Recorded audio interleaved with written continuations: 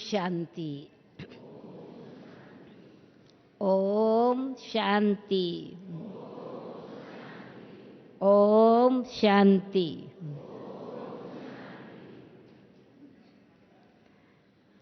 आज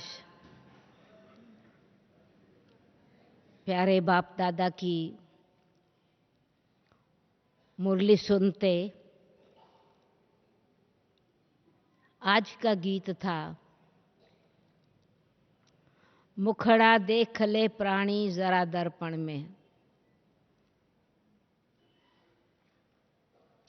देख ले कितना पुण्य है, कितना पाप तेरे जीवन में।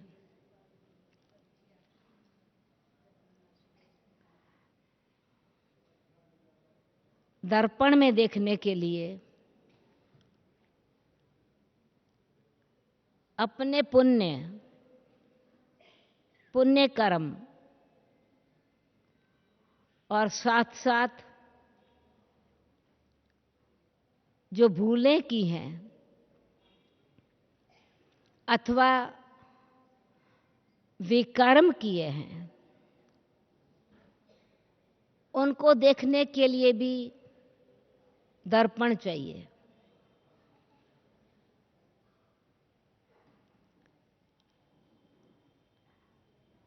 बाबा ने हम बच्चों को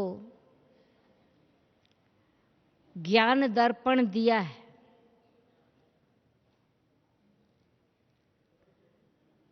परंतु ज्ञान दर्पण मिलते हुए भी ये रियलाइजेशन हो, पुण्य कर्म और पाप कर्म का अंतर महसूस हो। दर्पण मिला है, देखने के लिए जरूर दर्पण चाहिए, परंतु और क्या चाहिए दर्पण के साथ साथ? ज्ञान दर्पण तो बाबा एक लाइफ साइज का दर्पण दे देते हैं। ये छोटा दर्पण नहीं है, पैर से लेकर चोटी तक देखने का दर्पण है, जिसको लाइफ साइज दर्पण कहा जाता है। यानी हमारे कर्म से, हमारे कदम से, हमारे सोच तक जब लाइफ साइज दर्पण के सामने खड़े होते हैं तो सिर्फ फेस नहीं दिखाई पड़ता, सारा ही शरीर चोटी से लेके पैर तक दिखाई पड़ता है। इसका मतलब यह है कि दर्पण मिलते हम संकल्प, वृत्ति, दृष्टि, बोल, सुनते कैसे हैं, क्या सुना है, क्या बोला है, क्या देखा है, श्वास किस आधार पर ले रहे हैं, विचार किस प्रकार के चल रहे हैं। बाबा ने ऐसा सुंदर दर्पण दिया है।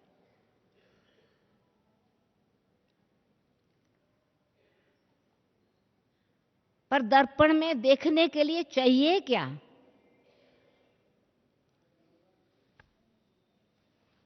एक अंधे को दर्पण दे दिया जाए, चाहे कितना भी बड़ा दर्पण हो, अंधे के काम वो दर्पण आएगा? कोई सोया हुआ हो, उसके सामने बिल्कुल दर्पण लगा हुआ हो, सोए हुए को कुछ दिखाई पड़ेगा?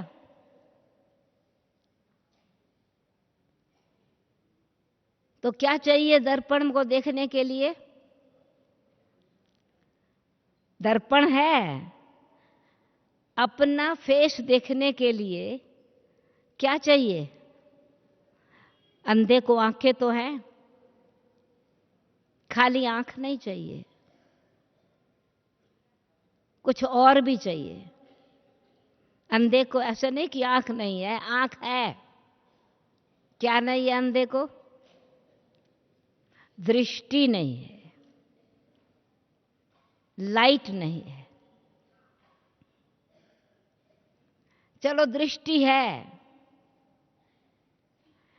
यदि अंधेरा है, बाहर का भी अंधेरा है,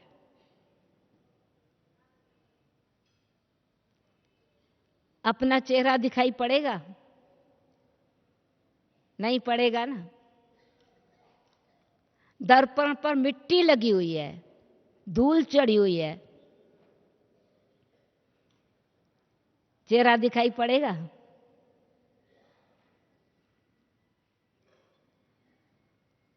तो दर्पण देखने के लिए, अपना दर्पण देखने के लिए, जैसे इस फेस को देखने के लिए इस शरीर की ही आंखें चाहिए, आंखों में लाइट चाहिए, दृष्टि चाहिए, ऐसे अंदर के सूक्ष्म कर्म, श्रेष्ठ कर्म या विकर्म या पाप कर्म, अंतर्मुखता का दर्पण चाहिए। बाहर की आंखें बाहर का फेस देखती हैं, बाहर का दर्पण सिर्फ बाहर के रूप को प्रदर्शित करता है। अंतर्मुखता का दर्पण आंतरिक विचार, भावनाएं, वृत्ति, दृष्टि, इन सब को बिल्कुल स्पष्ट महसूस कराता है अथवा रियलाइज कराता है या दर्शन कराता है। तो अंतर्मुखता का दर्पण स्वदर्शन, क्योंकि अपनी आंखों से अपना दर्शन, किसी दूसरे की आंख से आपको अपना चेहरा नहीं दिखाई पड़ेगा। ऐसे ही जब तक स्वयं की सेल्फ रियलाइजेशन नहीं है, 4 दिन से बाबा ने बहुत सुंदर परिभाषा दी कि बाकी हम कहते हैं कि सभी मनुष्य आत्माएं कुंभकर्ण की नींद में सोई हुई हैं और हम बच्चों को जो कुंभकर्ण की अज्ञान नींद में सोए हुए उनको जगाना है। जागा हुआ सोए हुए को जगा सकता है, परंतु जो खुद ही सोया हुआ है वो सोए हुए को जगा सकेगा? तो जिन्होंने अभी इसी वीक में बाबा के महावाक्य सुने हैं अथवा पढ़े हैं, तो बाबा ने देह अभिमान में अगर बच्चे हैं तो देह अभिमान भी नींद है। आपके ध्यान पर यह बात आई होगी। देह अभिमान में है तो मतलब सोए हुए हैं।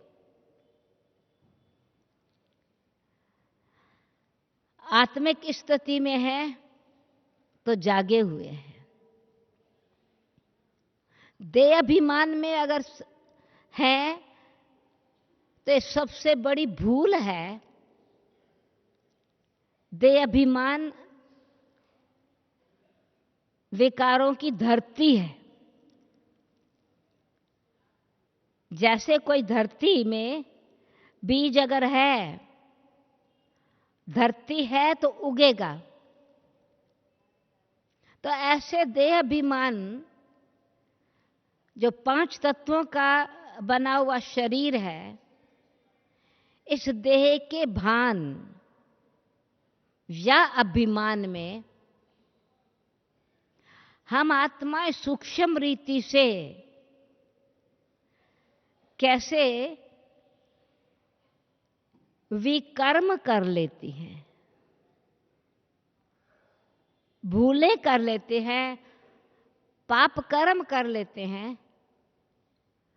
क्योंकि जागे हुए नहीं है, आत्मिक जागृति नहीं आई है।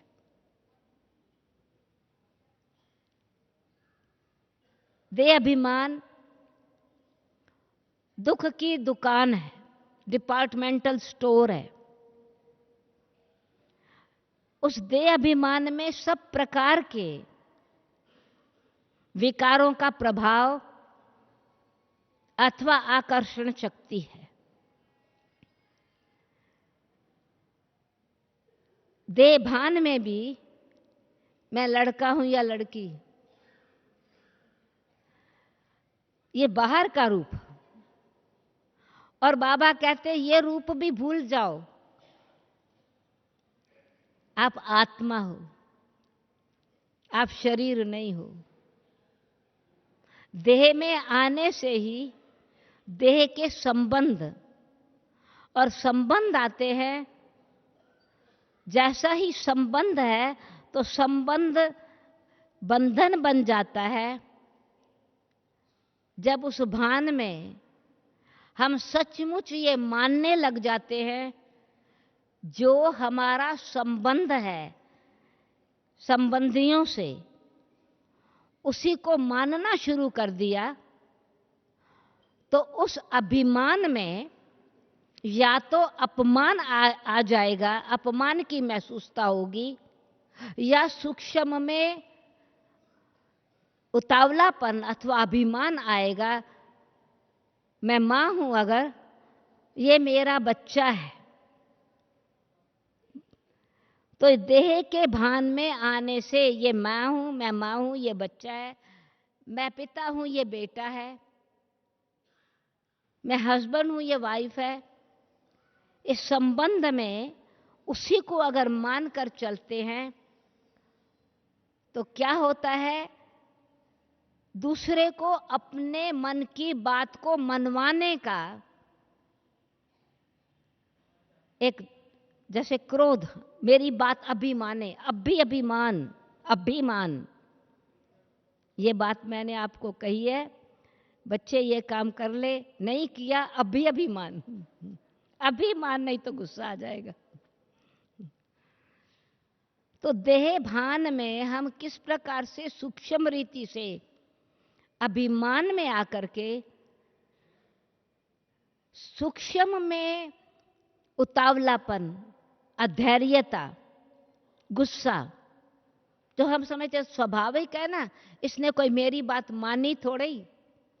तो अभी वर्तमान समय ज्ञान में आने के बाद भी, जबकि हम बच्चों को बहुत अच्छी तरह से बाबा ने शिक्षा दी है, समझानी दी है, सावधानी दी है, और साथ साथ हर प्रकार की सिचुएशन का बहुत सुंदर हल दिया है। तो सूक्ष्म चाहिए, देखने की दृष्टि भी सूक्ष्म चाहिए। अंतर्मुखी स्थिति में स्थित हो तो अंतर दिखाई पड़ेगा।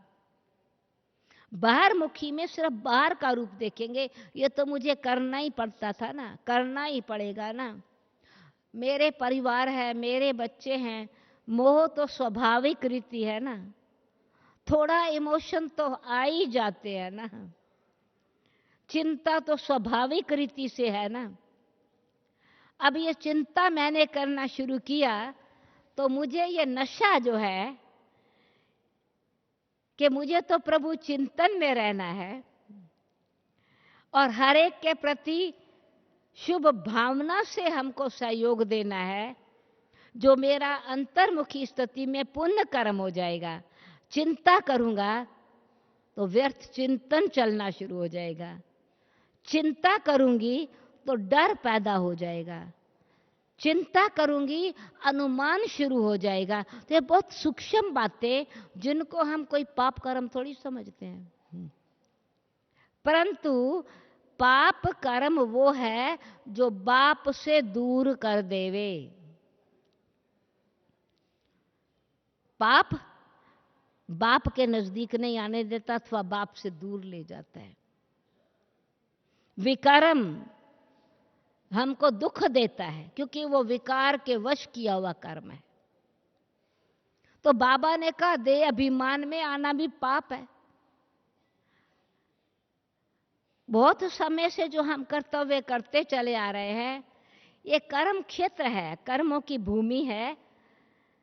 परंतु आज जो हम टॉपिक जो हमको मिला है उसमें बहन जी ने बोला वर्तमान समय। अगर वैसे देखा जाए तो कर्मों की फिलॉसफी बहुत गहरी है, परंतु दीदी जी ने बोला अनाउंस करते हुए वर्तमान समय के पुण्य और कर्मों का फल।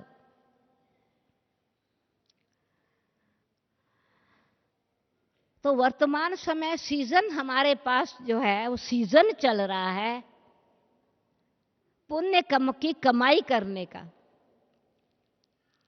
सीजन होता है तो सीजन का जब फल खाते हैं तो मीठा होता है। सीजन का फल खाते हैं उसमें ताकत होती है। सीजन का फल होता है इन अबंडेंस, लिमिटेशन नहीं होती, सब जगह मिलता है। सीजन चला जाता है तो भी फल होता है, परंतु टिन का फल खावे फ्रूट तो मिलेगा, बिना सीजन के भी मिलेगा, फ्रोजन फल भी मिलेगा। फ्रोजन का टेस्ट चलो प्रिजर्व कर लिया, टिन में फूल रख दिया, वो कुछ साल तक दवाई डाल करके या जो भी केमिकल डाल के रख लिया, उसमें ताकत, वो ताकत नहीं रहेगी जो फ्रेश की ताकत है। तो इस समय के जो फ्रेश किए हमारे कर्म हैं वो तो एकदम तुरंत फल देने वाले हैं, इंस्टेंट फल देने वाले हैं। ये सीजन का फल है। क्यों? सीजन में प्रकृति सहयोग देती है, तो परमात्मा का तो सहयोग हमको मिल ही रहा है, प्रकृति का भी सहयोग मिल रहा है, वातावरण का सहयोग मिल रहा है, संग का सहयोग मिल रहा है। क्यों? कि जो भी हम कार्य करते हैं बाबा की याद स्वयं भी कर रहे हैं, अकेले भी करते हैं, संगठन में करते हैं, भट्ठी कहलाती है। लगन की अगन अपने अंदर भी है, ये पुण्य कर्म है, इससे पुण्य होता है, पाप कर्म विनाश होते हैं। बाबा की याद से हमारी कमाई होती है, याद की यात्रा पर हम जा रहे होते हैं, और यात्रा पर जाते हैं तो यात्री दान भी करता है, पुण्य भी करता है। दान है स्थूल वस्तुओं का, पुण्य है वस्तु की बात नहीं, परंतु किसी को सुख देना, प्यासे को पानी पिलाना, कहते पुण्य का काम है। भूखे को भोजन खिला देना, ये पुण्य का काम है। कोई बहुत बेचारा कमजोर है, गरीब है, नेत्र नहीं है, उनको किसी ठीक रास्ते पर लगा देना, दुआएं मिलती हैं, पुण्य का काम है। जो पुण्य की पूंजी है वो सूक्ष्म है, वो स्थूल नहीं है। दान वस्तुओं का किया जाता है, दान जो है वो वस्त्रों का किया जाता है, संपत्ति का किया जाता है, पर बाबा जो हम बच्चों को दान और पुण्य सिखा रहे हैं वो भी सूक्ष्म है, जिससे आत्मा को स्वयं को भी संतुष्टि होती है, खुशी होती है, जिसको मिलता है उनको भी संतुष्टि होती है, उनसे दुआएं मिलती हैं, पुण्य से दुआएं मिलती हैं, दान से खुशी होती है। तो अभी बाबा हम बच्चों को ये पाप और पुण्य की परिभाषा बताते हैं। ज्ञान का दर्पण अंतर्मुखता में जब हम अंतर्मुखी हो गए, मतलब क्या है? ये नेत्र जब हम बाहर मुखी हैं तो पहले दूसरों को देखते हैं, दूसरा कर क्या रहा है, दूसरा बोल क्या रहा है, तो परदर्शन, परचिंतन। तो परदर्शन में दोष दर्शन, और जब दोष दर्शन हुआ, कमियों को देखना शुरू किया, तो देखने में तो लगेगा कोई मैंने भूल नहीं की है, परंतु उस समय मैं बाप को भूल करके कोई की बात को याद कर रहा हूं, कोई की बात के प्रभाव में आ गया हूं, तो बाप मेरे से दूर हो जाएगा। उस बात का प्रभाव आने से ही स्वचिंतन के बदले परचिंतन शुरू हुआ, और परचिंतन चलते या तो मुझे उनके लिए नफरत की भावना आएगी, या क्रिटिसिज्म, करेक्शन की भावना आएगी, या इतना वो डायरेक्ट मेरे सामने नहीं है तो फालतू गॉसिप चलेगा, किसी और को बोलेंगे। क्योंकि देह भान में ये जो बाहर के ऑर्गन्स हैं, प्रकृति के मिले हुए साधन हैं, ये अपना कार्य करते हैं। तो देह भान में मैंने इन्हीं आंखों से जो देखा, कान से जो सुना, अब मेरे मुख से, आंखों से देखते, कान से सुनते, सुनने वाली तो मैं आत्मा ही हूं ना।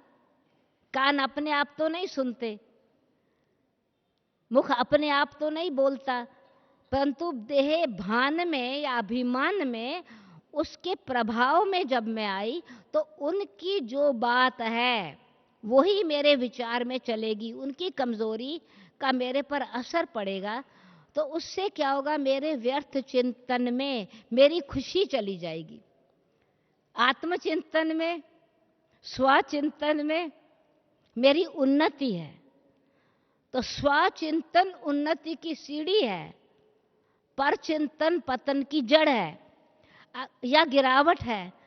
तो गिरावट में मुझे उसी समय ही अपने जो दिव्य गुणों का खजाना मेरा है, उस खजाने की खुशी अथवा उस प्रभु मस्ती का जो आनंद है, उसमें फर्क जरूर पड़ेगा। जैसे कि ठंडी हवा से मैं बाहर गर्म धूप में चला गया, गर्मी लगेगी जरूर, बाप की याद भूल जाएगी।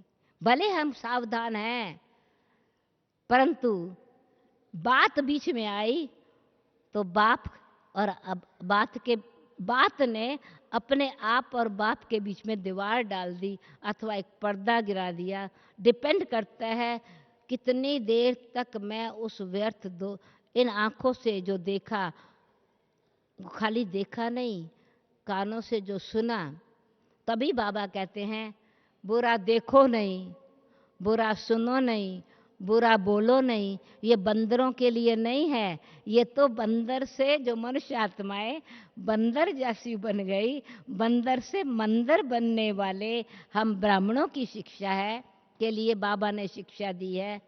बेशक पहले बापूजी ने बंदर बनाए, पर विश्व का बापूजी बंदर से मंदर बनाने चाहते हैं।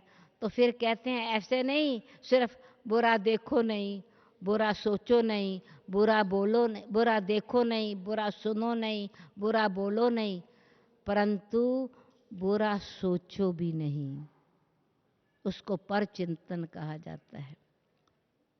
और अगर सोच हुआ तो नेचुरली मुख से निकलेगा जरूर। ये तीनों आपस में जो ऑर्गन्स हैं, ये बहुत अच्छी तरह से फ्रेंडशिप में कॉन्फ्रेंस करने लगते हैं। आप सबको अनुभव होगा, आंखों ने देखा, कानों ने सुना, मुख ने बोला ना बोला, आंखों ने एक दो को इशारा देना शुरू कर दिया।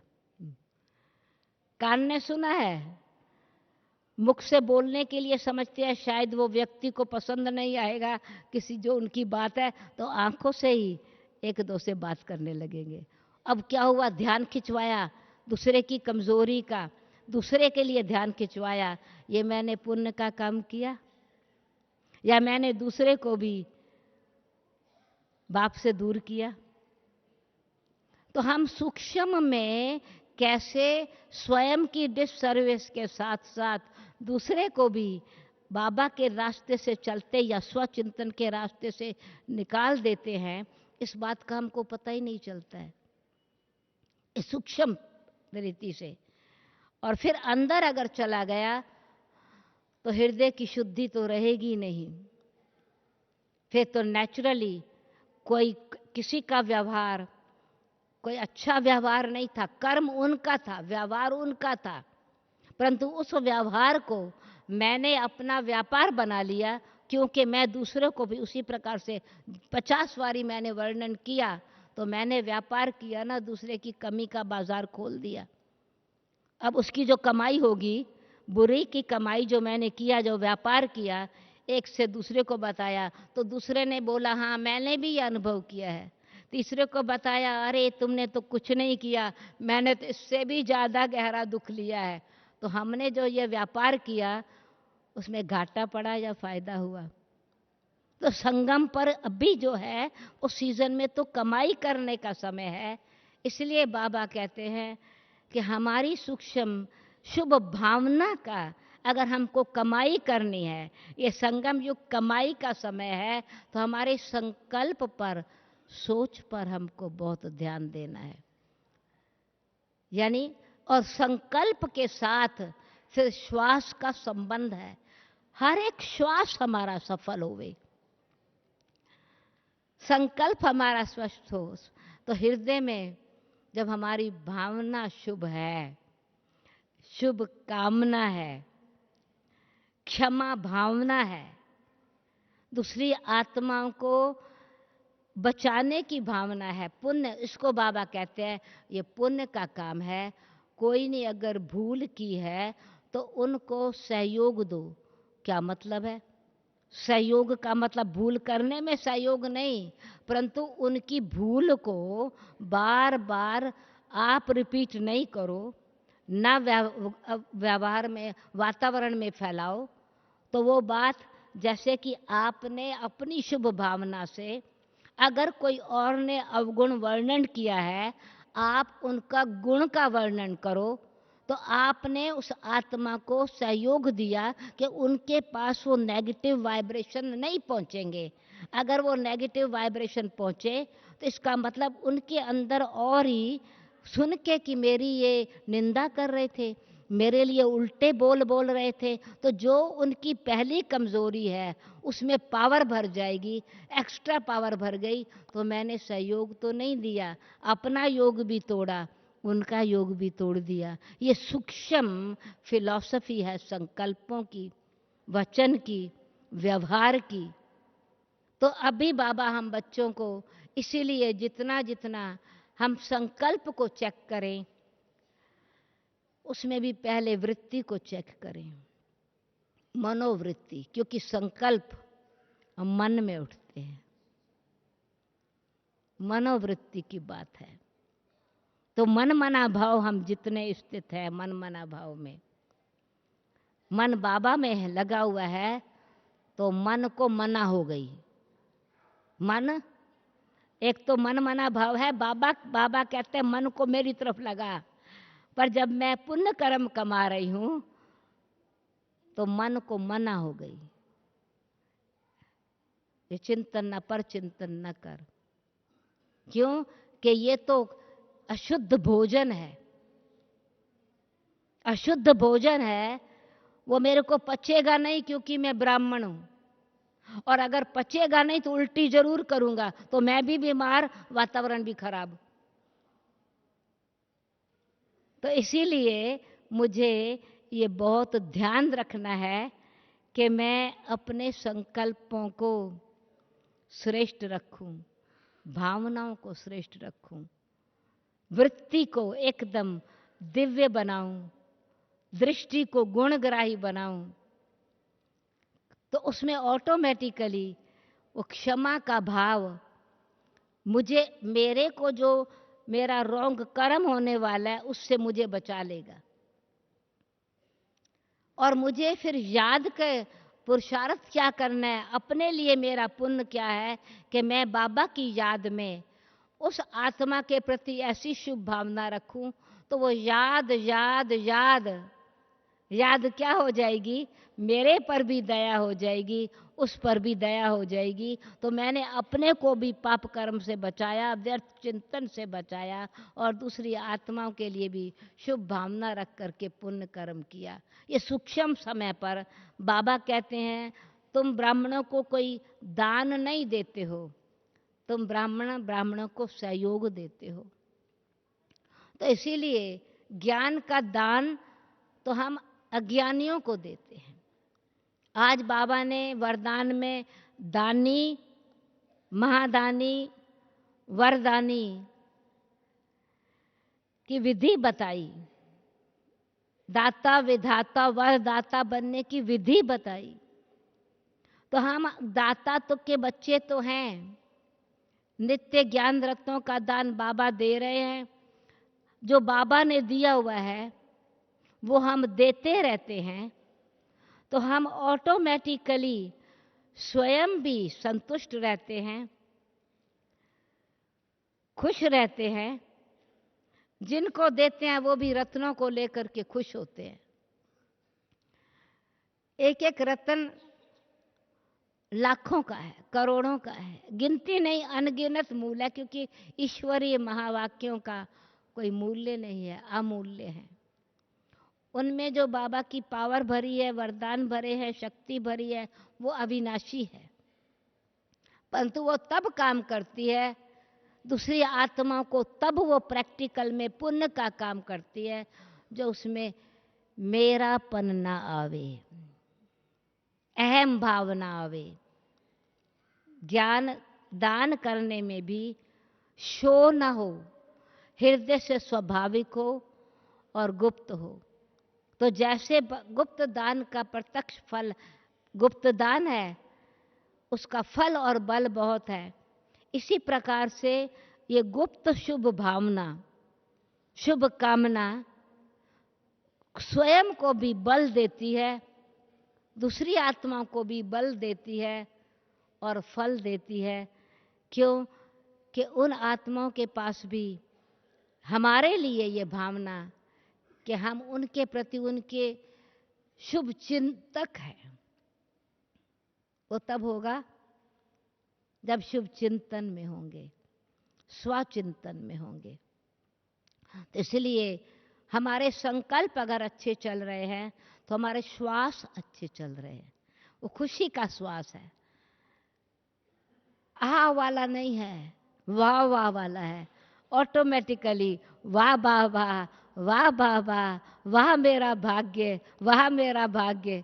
तो हम भाग्य यानी अपना पुण्य कर्म करके अच्छा कर्म होता है कि इसका भाग्य बहुत अच्छा है। पुण्य कर्म से भाग्य बनता है, पाप कर्म दुर्भाग्य बनाता है। कहते हैं इसकी किस्मत बहुत अच्छी है। भाग्य किस आधार पर बना? भगवान ने जो हमको श्रेष्ठ कर्मों का बीज बोना सिखाया, वो बाग बन गया। भगवान बागवान भी है। भक्ति मार्ग में भी हम श्रेष्ठ कर्म करते थे, पुण्य कर्म करते थे, परंतु वो खेती करते थे। खेती क्या होती है? बीज बो, 4 महीने के बाद, 6 महीने के बाद फल मिल गया, फिर बीज बोना पड़ेगा। फूल लगाए, फिर लगाने पड़ेंगे सीजन में।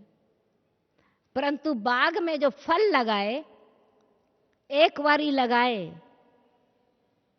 न केवल हम खाएंगे उसके फल, पर हमारी आने वाली पीढ़ी भी खाएंगी। हम भी दोबारा जन्म लेंगे तो हम भी वही फल खाएंगे। तो बाबा बाग लगा करके अभी हमको श्रेष्ठ कर्मों का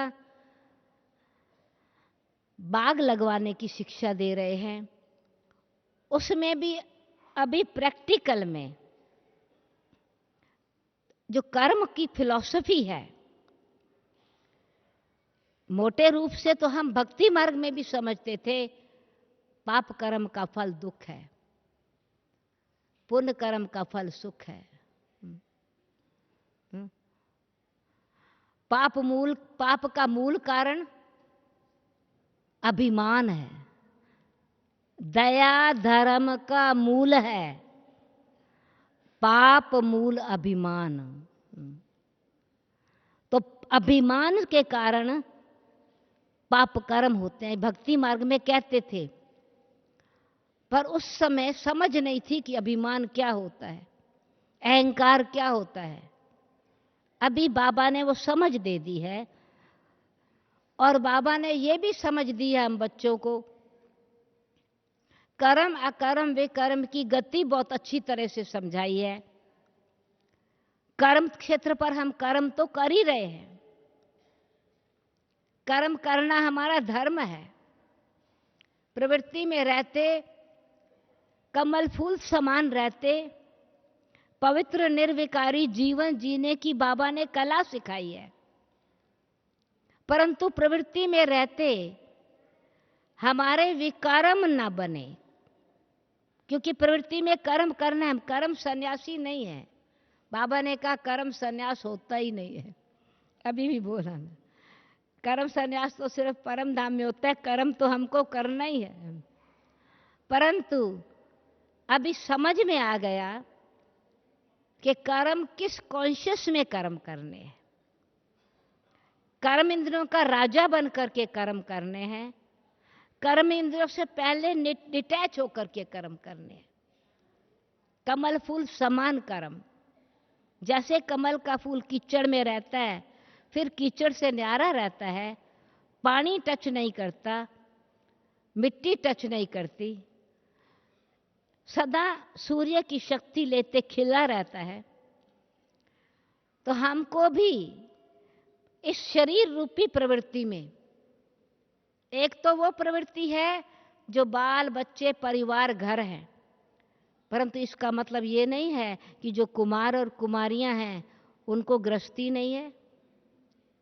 नहीं, ये ग्रह है, ये शरीर रूपी ग्रह में हम स्थित हैं। अगर इस शरीर रूपी ग्रह में, इस शरीर रूपी स्थान पर रहते हुए हमारी स्थिति इस देह भान से न्यारी है, मिट्टी और पानी से न्यारी है।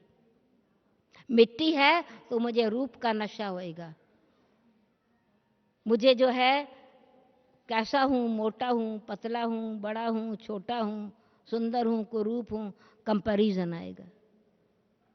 इस मिट्टी से न्यारे, प्रकृति का खिलौना है, इसमें हीरा डिब्बी में हीरा है।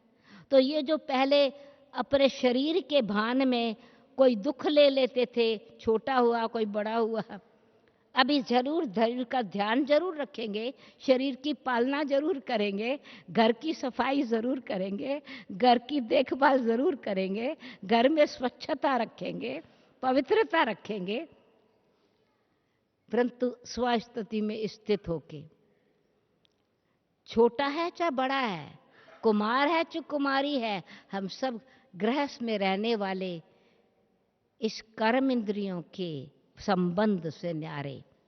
इसका मतलब है ये कर्म इंद्रियों से जो हम कर्म कर रहे हैं वो आत्मिक स्थिति में स्थित होकर के कर्म करते हैं, तो न केवल कमल फूल समान बनते हैं, परंतु बाबा हम बच्चों को कमल के फूल से गुलाब का फूल बना देते हैं। कमल का फूल प्रभु के गले का हार नहीं होता, गुलाब का फूल गले का हार बनता है, खुशबूदार होता है। उसमें स्पिरिचुअलिटी आ गई, आध्यात्मिकता जब आ गई, रूहानियत आ गई, तो हम इस परिवार में रहते जो अपना देह का कर्म इंद्रियों का संबंध है, उस पर बहुत ध्यान। इसलिए हमारी दृष्टि आत्मिक दृष्टि, रूहानियत की दृष्टि, प्रभु प्रेम की दृष्टि, क्षमा की दृष्टि, इससे पुण्य का कर्म होता है। तो बाबा ने कहा आप बच्चों की दृष्टि नजर से निहाल करने वाली है। यानी हर एक आत्मा को इस नैनों से बाबा नैनों में बसा हुआ है। हम बाबा के नैनों के नूर हैं। तो हमारे देह, हमको शरीर में रहते हुए किसी देहधारी की तरफ आकर्षण नहीं होगा। मिट्टी में आकर्षण है, प्रकृति के 5 तत्वों में आकर्षण है। तो शरीर का भान आते ये लड़की है, ये लड़का है, ये पुरुष है, स्त्री है, ये अपोजिट एनर्जी अथवा जो नर और नारी का आकर्षण होता है, उससे न्यारे हो जाएंगे। बाबा ने कहा मैं भी आत्मा, तुम भी आत्मा। ये आत्मिक भाव इतना सूक्ष्म, पवित्रता की शक्ति, इस प्रकृति में रहते प्रकृति से न्यारे। और जब इस प्रकृति के भान से हम न्यारे हैं तो पानी जो शरीर में है 80%, खून का जो रिश्ता है उस इमोशन से अथवा मोह से न्यारे हो जाएंगे, क्योंकि मोह दुख देता है। तो इसीलिए बाबा ने कहा देह अभिमान को जीतने में मेहनत है। बच्चे देह आत्माभिमानी बनने में मेहनत है। तो ये मेहनत करनी है, और कोई मेहनत नहीं है, सहज राज योग है, पर ये अपने आप से मेहनत करनी है। तो जैसे मुझे अब मैं कितना देह अभिमान में हूं या कितना देह अभिमानी हूं, दूसरों की आंख से मैं अपना चेहरा नहीं देख सकता। मेरी अपनी आंख खुली है तो मैं अपना दर्शन कर सकता हूं। इसलिए मुझे अपना तीसरा नेत्र जो बाबा ने दिया है उसको नित्य खोल के रखना है, तो मैं अपनी चेकिंग कर सकूंगा। स्व चेकिंग, स्वचिंतन, शुभ चिंतन के साथ अपनी चेकिंग। तो फिर अभी जो मुझे अगर मेरा कोई व्यर्थ चिंतन चला तो चेकिंग से मैं चेंज कर सकूंगा।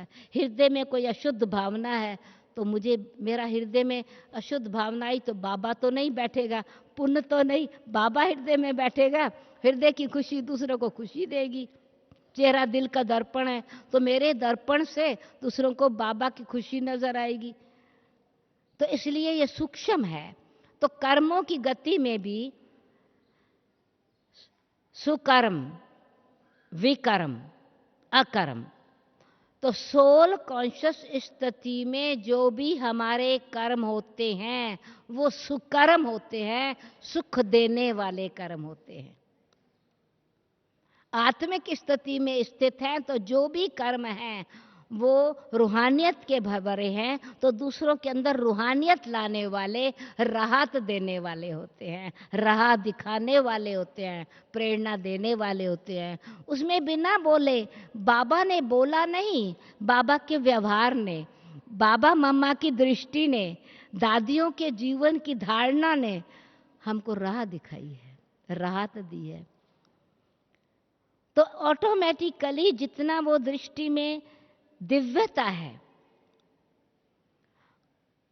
तो हम आत्मिक स्थिति में जब स्थित हैं तो मोह नहीं है, प्रभु प्रेम है, पुण्य का कर्म है। उस प्रेम भावना से न ऑटोमेटिकली बाबा की याद रहेगी, तो दूसरी आत्माओं के लिए क्षमा का भाव स्वयं होगा। और इस प्रवृत्ति में रहते मिट्टी के प्रभाव से भी परे, यानी शरीर के आकर्षण से भी परे, क्योंकि वो चुंबक खींचेगा नहीं। हम हीरा बन गए, हीरे को मैग्नेट खींचता नहीं है, लोहे को लोहा खींचता है। हम बाबा के हीरे बन रहे हैं, आत्मिक स्थिति में स्थित है। इस प्रकार के अंदर ब्राह्मण जीवन, संगम युग हीरे वाला जीवन है, परंतु हीरो भी हैं। परिस्थितियां आएंगी, अपमान होगा, बातें अनेक आएंगी। बाबा ने कहा ये नहीं सोचो बातें खत्म हो जाए तो पुरुषार्थ अच्छा होगा। बातें तो होंगी, इतने मनुष्य आत्माएं हैं, सबकी बातें अपनी अपनी होंगी, परंतु साइड सीन तो आएंगे। परंतु तुमको सड़क पर चलते रहना, सड़क नहीं चलती, आप सड़क पर चलने वाले को चलना होता है, तो हमको रास्ते से चलते जाना है। तो जो बाबा के महावाक्य हमने सुने हैं, अब जो कानों ने सुना तो गोल्डन ईयर क्या बन गए? हवा में जो आई ना, हवा हवा दूसरे मनुष्य आत्माओं से मिली हुई हवा जो है ना, वो हमारी पर हालचाल ही बदल देती है। कानों से कोई खबर सुनी ना, गुस्सा आ गया, खबर सुनी नफरत आ गई। बाबा के कान बोल में गए, हवा क्या है? आवाज, आकाशवाणी। तो बाबा के बोल कानों में गए तो संगम युग पर तो कान गोल्डन कान हो जाएंगे। राइट? तो हवा में हमारी वाणी का भी, वाणी पर असर पड़ता है, और साथ साथ दुनिया की हवा लोभ पैदा करती है। मुझे भी ये चाहिए, मान चाहिए ना, मुझे भी फलाने का नाम है, मान है, मेरा भी तो नाम होवे। भूख तो मुझे बिल्कुल नहीं लगी है, घर में आया हूँ, समोसे तले हुए हैं, पकोड़े तले हैं, चिप्स बनाई है, कुछ मिठाई बनी है, खुशबू आ गई। खाना तो नहीं है, मेरा पेट भरा हुआ है, चलो थोड़ा सा टेस्ट कर लेता हूँ। थोड़ा सा टेस्ट किया, इतना खा लिया जब मुझे ये भी नहीं सोचा कि दूसरे को भी खाना है। हवा गई ना। तो प्रकृति जो 5 तत्वों की बनी हुई है, उसके भान में मैं अगर हूं, अभिमान में हूं, आकाश अहंकार, मैं सब कुछ हूं, सब कुछ मेरे कंट्रोल में होवे, मेरी मेरी उपस्थिति में ही होवे, मेरी एब्सेंट में कुछ नहीं होना चाहिए। तो अब इस गृहस्थी में रहते हुए इसका ग्रहण न लगे हमको, इसीलिए क्या करना है? पुण्य का काम है, दे दान तो छूटे ग्रहण। तो बाबा कहते हैं गुणों का दान, शक्तियों का दान, ईश्वरीय जो वरदान मिले हुए हैं, निस्वार्थ भाव से, न केवल दान पर वरदानी मूर्त। वरदानी मूर्त ऐसे भी नहीं, वरदानी मूर्त 5 उंगलियां एकदम सीधी, 5 गुण आत्मा के, ज्ञान, शांति, प्रेम, पवित्रता, आनंद, उसका स्वरूप बन गए। उस रूप का फिर हम ज्ञान, अंतर्मुखी जब स्थिति हो जाती है तो स्वदर्शन, अपने दिव्य स्वरूप का दर्शन करते हैं। तो उस दिव्य रूप के दर्शन से भक्ति मार्ग में मंदिर बनना शुरू हो जाते हैं। भक्ति मार्ग में मनुष्य मूर्ति का दर्शन करने जाते हैं, दर्शन करेंगे पाप नाश हो जाएंगे, परंतु वास्तव में अभी के पुण्य कर्म से हमारे विकर्म विनाश होंगे। तो विकारों वश किए गए कर्म विकर्म है, वीक कर्म है, दुख देने वाले कर्म है, और अव्यक्त स्थिति में स्थित है। फरिश्ता बन गए, पहले न्यारे बने, फिर रिश्ता दूसरा जोड़ लिया। मैं गुलाम नहीं हूं प्रकृति का, मैं राजा हूं, मैं कर्म इंद्रियों का राजा हूं, कर्म इंद्रियों पर राज करने वाली आत्मा हूं। तो इसलिए बाबा राजयोग सिखा के राज अधिकारी बना रहे हैं। तो यह अभ्यास चाहिए, बार बार। एक बारी दर्पण देखने से काम नहीं चलता, बाहर गए, थोड़ी देर गए, मिट्टी लग जाएगी, कहाँ इधर उधर गए। बाबा ने कहा ना, माया तो देख रही है, ऊपर से आएगी, खिड़की से आ जाएगी, दरवाजे से आ जाएगी, छत से आ जाएगी। माया के बड़े रूप हैं, अनेक धूल के रास्ते छोटी छोटी खिड़कियों से भी आ जाएंगे, रोशनदान से भी आ जाएंगे। तो ये रोशनदान से आ जाएंगे, इस खिड़कियों से आ जाएंगे, इस दरवाजे से आ जाएंगे, कहाँ से भी माया के व्यर्थ धूल आ जाएगी। तो मेरा दर्पण, खिड़कियां भी जो है ना, वो प्रभु दर्शन ही करती रहे। वेंटिलेटर में एक कानों में बाबा के मधुर बोल ही चलते रहे, मुख से बाबा के महावाक्यों का ही वर्णन होता रहे, अंदर वही चिंतन चलता रहे। तो उससे हमारी कर्म इंद्रियां करन करामनहार करा रहे, हम कर रहे हैं, तो ऑटोमेटिकली उसका बंधन नहीं बनता, फरिश्ता बन जाते हैं। पुण्य कर्म करके अहम भाव नहीं आता, दूसरे के विकर्म पर, भूल पर वहम नहीं आता, और ही रहम आता है। फरिश्ता बन गए ना, फिर तो देवता बन करके वरदानी मूर्त बन जाते हैं। इसलिए दानी भी बनना है और फरिश्ता बन करके, देवता बन करके वरदानी भी बनना है। तो अब भी का संगम की समय की कमाई सारे कल्प चलने वाली है। तो एक होते हैं जैसे कर्म, अकर्म, विकर्म की गति हुई है, ऐसे ही 3 तरह के कर्म होते हैं। इंस्टेंट कर्म, तत्क्षण कर्म, शॉर्ट टर्म कर्म, थोड़े समय के बाद फल मिलता है, इमीडिएटली नहीं मिलता। करते जाओ भला, करते जाओ, नेकी कर दरिया में डालते जाओ, फिर फल निकलता है। और एक है लॉन्ग टर्म कर्म, बाग लगाया फौरन फल नहीं मिलेगा, 10 साल चाहिए, 12 साल चाहिए, 5 साल चाहिए। तो कोई कर्म, श्रेष्ठ कर्म करते हैं बाबा, उसी समय खुशी दे देता है, महसूस होता है हाँ हमने किया। पर कोई अच्छा कर्म करते भी रहते हैं, परंतु फिर भी महसूस नहीं होता। बाबा कहते करते जाओ, वृद्धि होती जाएगी। गुप्त का बल होता है, फल होता है। तो जैसे धरती में बीज जब गुप्त है तो फल निकलता है, ऊपर से डाल दिया तो चिड़िया खा जाएंगी, धूप में सूख जाएगा, फल नहीं लगेगा। तो जो भी करना है उसमें सत्यता चाहिए, सच्चाई चाहिए, हृदय की सफाई चाहिए, श्रेष्ठ कर्म की दिव्यता का जल चाहिए, योग की अग्नि चाहिए। तो ये कर्म का बीज है, कर्म फल कहा जाता है।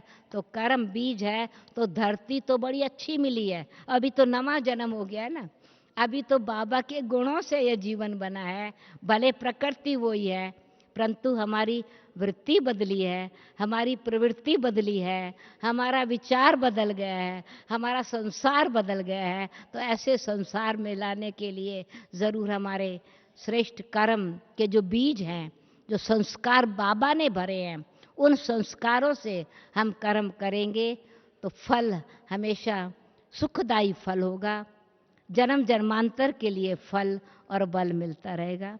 मेरा ध्यान घड़ी पर गया, कुछ समय ज़्यादा हो गया, समय की सीमा के हिसाब से अभी मैं वाणी को विराम देती हूँ। ओम शांति।